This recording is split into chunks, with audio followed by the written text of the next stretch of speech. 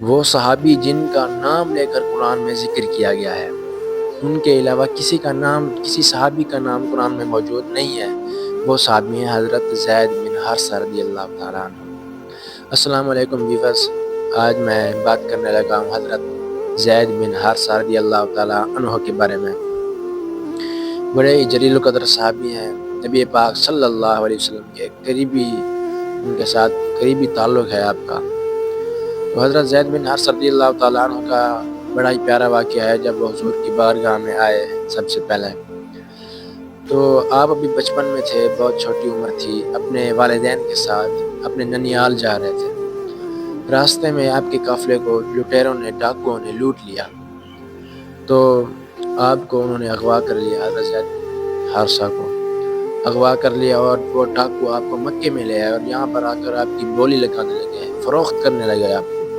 تو آپ کو فروخت کر دیا، مکے میں آ کر فروخت کر دیا، اور آپ کو خریدنے والے پتہ کون تھے؟ آپ کو خریدنے والے حضرت خدیجہ رضی اللہ تعالی عنہ کے بھتیجے تھے۔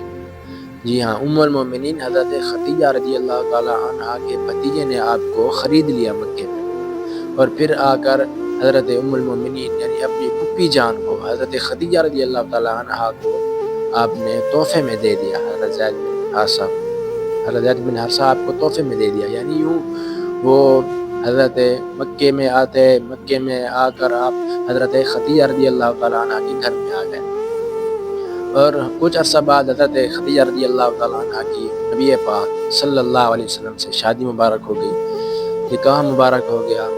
تو نکاح میں آنے کے بعد حضرت خدیجہ رضی اللہ تعالیٰ عنہ نے حضرت زید بن حارثہ کو حضور کے پاس بھیج دیا، اور یہ ارشاد فرمایا کہ یہ میں آپ کو تحفے میں دیتی ہوں۔ حضور کو تحفہ دے دیا حضرت زید بن حارثہ۔ تو یوں آپ وہاں پر وہ قافلہ لوٹا، آپ مکے میں آئے، مکے میں خریدے گئے، حضرت خدیجہ کے گھر گئے، اور یوں سٹیپ بائی سٹیپ ہوتے ہوئے آپ حضور کی بارگاہ میں آ گئے، کاشانہ نبوت میں آ گئے۔ تو نبی پاک صلی اللہ علیہ وسلم کی آپ نے بڑا عرصہ خدمت کی، تو حضور کی اخلاق، حضور کی سیرت، حضور کے کردار کو بڑے قریب سے دیکھا، تو وہ آپ پر بڑا ہی اس کا اثر ہوا، حضور کے اخلاق کا، حضور کے کردار کا، سنت نبوی، سیرت نبوی کا آپ پر بڑا اثر ہوا۔ آپ کے والدین آپ کو ڈھونڈ رہے تھے کہ وہ کہاں چلے گئے۔ ایک شخص نے ان کو خبر دی کہ وہ مکے میں حضور پاک صلی اللہ علیہ وسلم کی بارگاہ میں ہے، تو ان کے والدین، کہا جاتا ہے ان کے والد اور چچا حضور کی بارگاہ میں پیسے لے کر آئے کہ حضور یہ پیسے لے لیں اور حضرت زید بن حارثہ کو ہمیں دے دیں، ان کی والدہ گھر پریشان ہے، ہم پریشان ہیں، کب سے ان کو ڈھونڈ رہے ہیں، مہربانی کر کے یہ پیسے لے لیں اور حضرت زید کو ہمارے حوالے کر دیں، ہم بڑے پریشان ہیں۔ لیکن نبی پاک صلی اللہ علیہ وسلم ان کی یہ بات سن کر مسکرا دیے کہ یہ مجھے پیسے دے رہے ہیں۔ تو آپ نے فرمایا چلو اتنا اصرار کر ہی رہے ہو تو میں کہتا ہوں حضرت زید کو بلاتے ہیں، وہ آ جائیں، اگر وہ خود کہہ دیں، آپ کے ساتھ خود جانا چاہیں تو بغیر پیسے کے میں ہی دے دوں گا، بغیر پیسے کے میں اجازت دے دوں گا، آپ ان کو لے جانا۔ تو حضرت زید بن حارثہ کو بلوایا گیا، وہ آئے اور اپنے والد سے گلے مل گئے، اپنے چچا سے گلے لگے، والدہ کا حال پوچھا، سارا کچھ۔ پھر ان کے والد نے کہا چلو ہم تمہیں لینے آئے۔ حضرت زید بن حارثہ فوراً حضور کی بارگاہ میں بیٹھ گئے، حضور کے پاس آ کر بیٹھ کے کہ یا رسول اللہ میں نے نہیں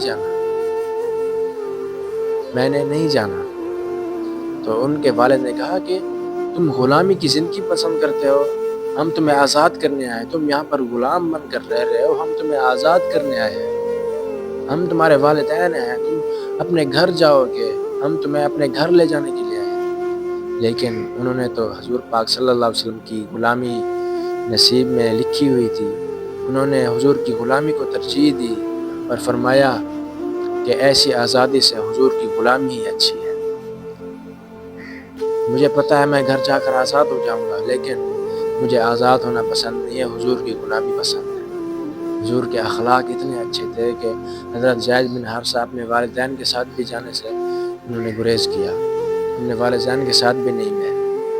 یہ حضور کے اخلاق تھے، انہوں نے قریب سے حضور کے اخلاق کو دیکھا تھا، اور ان پر اتنا اثر ہوا کہ بس حضور کی غلامی کو ہی پوری دنیا پر ترجیح دی۔ سبحان اللہ۔